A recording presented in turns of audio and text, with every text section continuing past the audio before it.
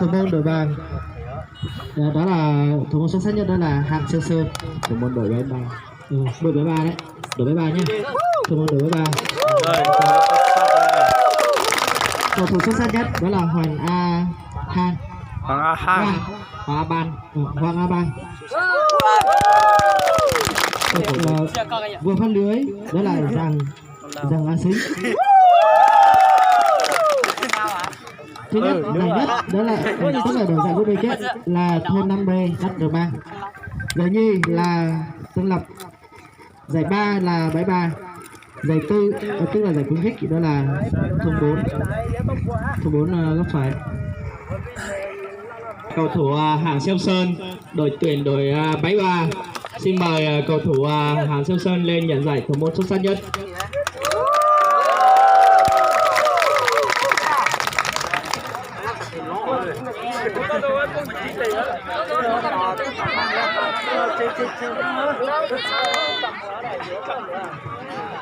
Sau đây xin kính mời ông chủ sân Giang A Chùa, chủ sân Giang A Chùa lên trao giải thủ môn xuất sắc nhất dành cho thủ môn Hàng Siêu Sơn. Quay mặt bên kia đây, thủ môn đây này, đây là thủ môn rồi. Đúng rồi, mấy thách cúp.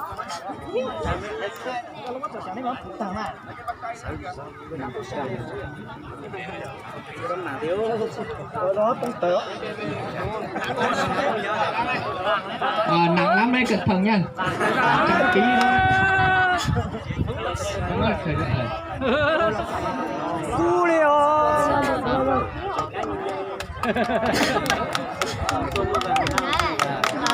Cho nên ba chiếc xe đấy, nó yêu cầu thủ môn là các chấp lời sang lên đấy.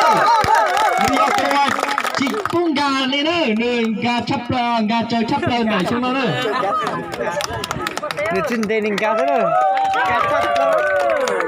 Còn thế là cái cầu thủ xuất sắc nhất lòn đại P ban tổ chức kia P đội trọng tài P sẽ là bỏ rong cái cầu thủ Hoàng A Ban, đội tuyển đội Tân Lập. Người yếu là chạy lúc bóng đa lúc bắt đa thì lúc quả bóng vàng nào. Đây là cầu thủ hay nhất và xuất sắc nhất trong giải đấu năm nay.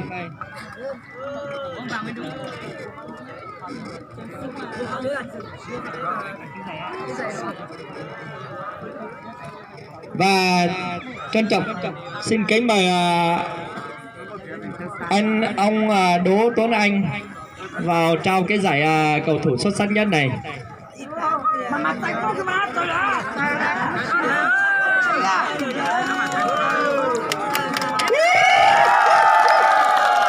Đây là cầu thủ xuất sắc nhất.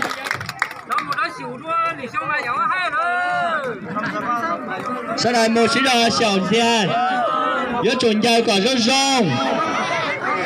Cầu thủ vua phát lưới, tù anh dần gần tao chấp lời nhất trò phê cho tôi nhật po.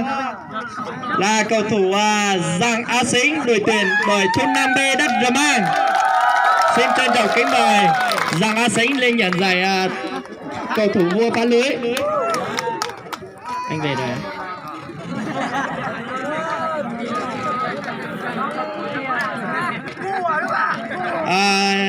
Trân trọng kính mời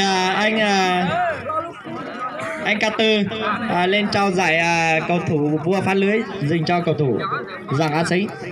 Kính mời anh Ca Tư.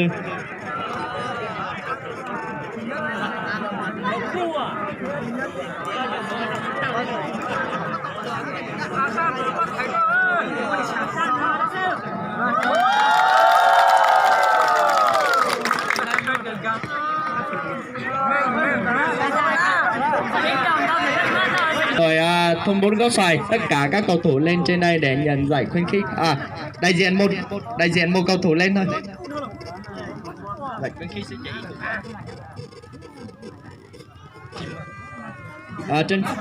Trân trọng kính mời ông Vàng A Sẩu lên trao giải khuyến khích cho cầu thủ đại diện bên đội tuyển đội thôn 4 góc xoài.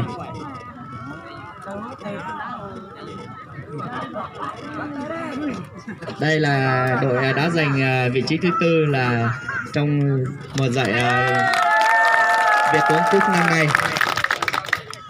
Rồi, cảm ơn ông Vàng A Sậu.